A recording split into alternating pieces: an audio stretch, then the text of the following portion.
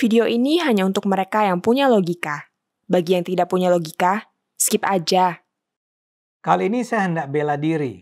Belakangan ini saya menyaksikan berbagai video yang menuduh saya murtad, menghina Islam, menodai Islam, ingin menghancurkan Islam. Itu adalah fitnah yang keji. Saya adalah seorang muslim yang tak punya niat sedikit pun untuk meninggalkan agama saya. Tidak mungkin terbersit dalam pikiran saya untuk menjauhkan umat Islam dari Al-Quran, dari ajaran Islam.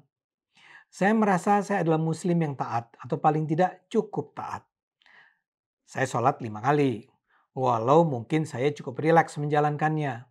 Saya lazim melakukan penggabungan sholat. Dalam Islam itu namanya jamak. Jadi saya bisa menggabungkan sholat duhur dengan asar atau sholat maghrib dengan isya.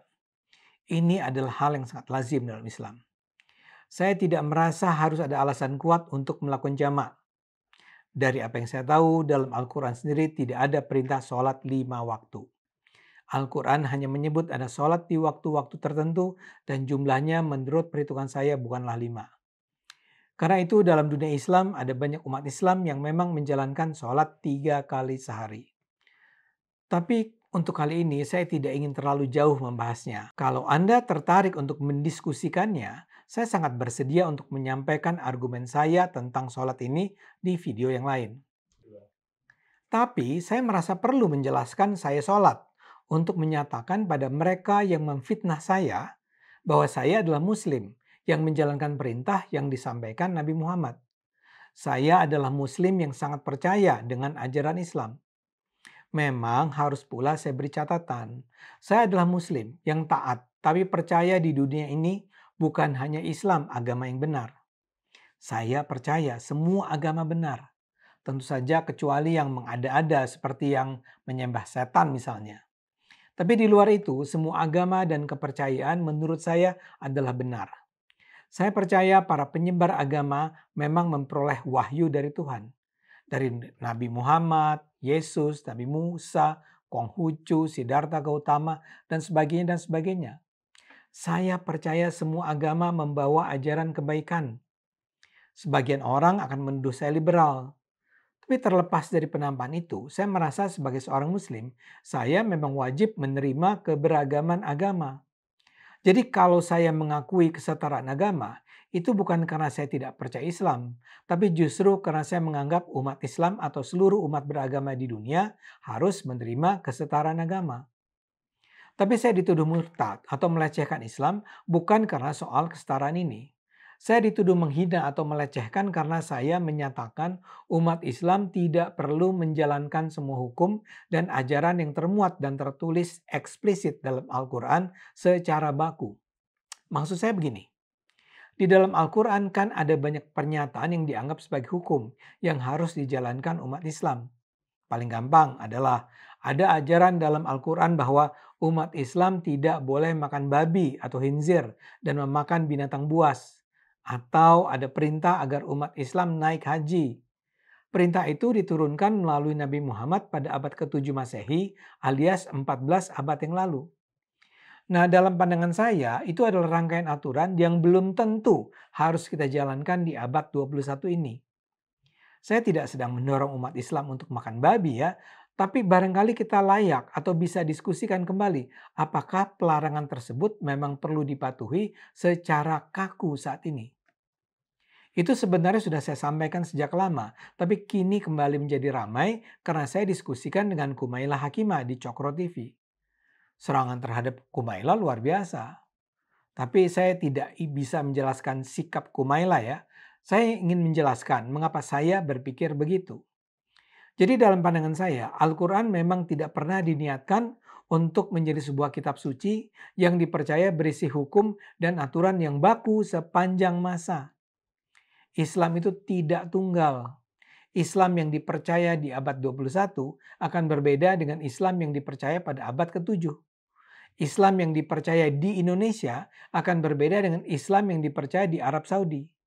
Dan contohnya kan sangat banyak. Misalnya saja, di Saudi masih diberlakukan hukuman mati terhadap orang yang menghilangkan nyawa orang lain. Mereka merujuk ke Al-Quran.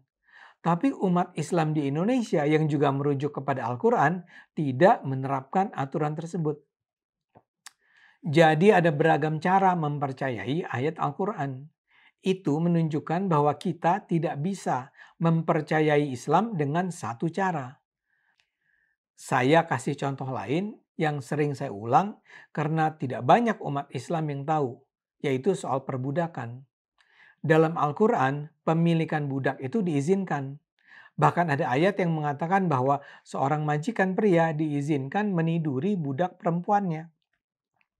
Memang ada ayat yang menyatakan bahwa memerdekakan budak adalah sebuah tindakan mulia. Memerdekakan budak misalnya bisa dilakukan untuk menebus kejahatan yang dilakukan. Tapi tetap memiliki budak adalah sebuah tindakan yang tidak diharamkan dalam Islam. Pertanyaannya, apakah kita tetap akan menggunakan aturan itu atau menafsirkannya ulang sesuai dengan perkembangan zaman sekarang? Saya hampir pasti menduga sebagian besar dari umat Islam akan mengatakan tidak akan menerapkan aturan itu di Indonesia saat ini. Ini artinya kan kita menganggap aturan perbudakan itu mungkin dulu relevan dilakukan di abad ke-7, tapi tidak lagi relevan dilakukan sekarang. Ada banyak aturan lain lagi. Yang tentu populer adalah soal poligami. Banyak pria muslim menganggap bahwa dalam Al-Quran ada anjuran untuk berpoligami dengan maksimal 4 istri. Itu ada di surat An-Nisa ayat 3. Tapi yang sering diabaikan, di dalam ayat itu sebenarnya ada pernyataan awal bahwa poligami sebaiknya dilakukan dalam rangka melindungi perempuan yatim. Sejumlah penafsir menyatakan anjuran poligami itu dilakukan di saat para pria muslim sering terlibat dan tewas dalam peperangan.